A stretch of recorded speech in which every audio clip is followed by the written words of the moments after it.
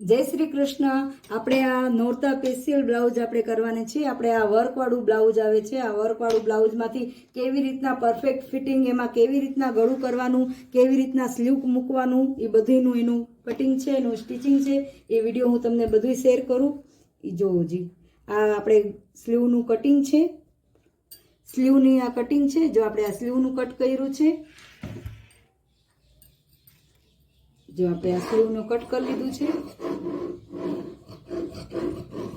જો આ સ્લીવ હવે આ આગળનું છે, પ્રિન્સેસ કટ વાળું આવશે। પ્રિન્સેસ કટ વાળું બ્લાઉઝ, એમાં મોટું ગળું છે।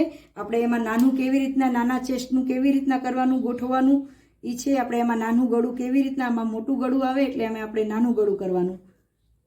એટલે આવી રીતના મૂકીને પછી અહીંયાથી આમાં સિલાઈ આવશે। એ બધી હું તમને સિલાઈની વિડીયો, બધી મારી વિડીયોને જોજો, લાઈક કરજો, સબસ્ક્રાઈબ કરજો, શેર કરજો।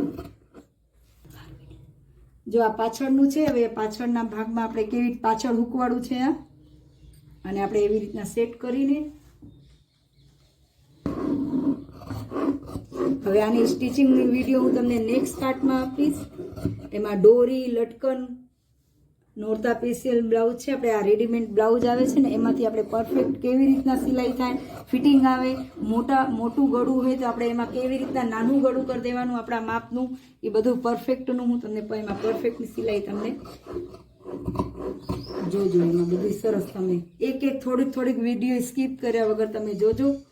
મારી વિડીયોને લાઈક કરજો, સબસ્ક્રાઈબ કરજો, શેર કરજો, કમેન્ટ કરજો। જો આ પાછળનો ભાગ આપણે ગોલ ગળાનું કરી દીધું છે। હવે આપણે આ આગળનું છે, હવે આમાં આપણે બે શોલ્ડર જોઈન્ટ કરવાનું।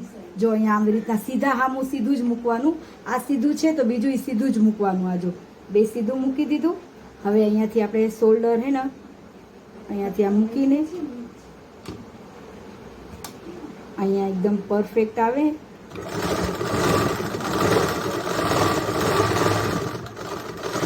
શોલ્ડર જોઈન્ટ થઈ ગયા। હવે આપણે અહીંયાથી સ્લીવ જોઈન્ટ કરવાનું। જો હવે આપણે આ શોલ્ડર બે જોઈન્ટ થઈ ગયું,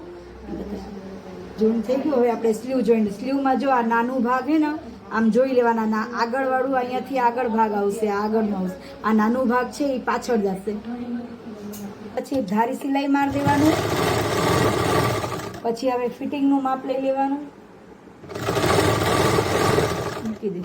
પછી આપણે આ 27ની કમર છે, એટલે અહીંયા આપણે એનું ચોથું ભાગ કરીને અહીંયા 6.5 લઈ લીધું છે। પછી અહીંયા ચેસ્ટનું માપ અહીંયાથી માપી લીધું છે 7નું, અહીંયાથી ગાળાનું માપ ને અહીંયા મોરીનું માપ, બધું માપ લઈને આપણે અહીંયાથી પછી આવી રીતના સિલાઈ કરી દેવાનું।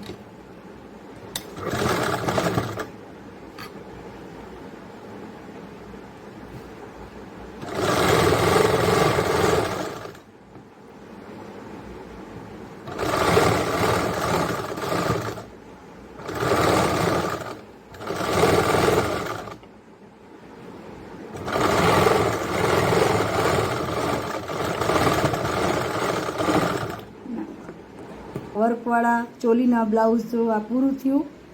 આ જો આ આગળનું ભાગ છે, આ આગળનું। હવે આપણે આ જો આ પાછળનું છે।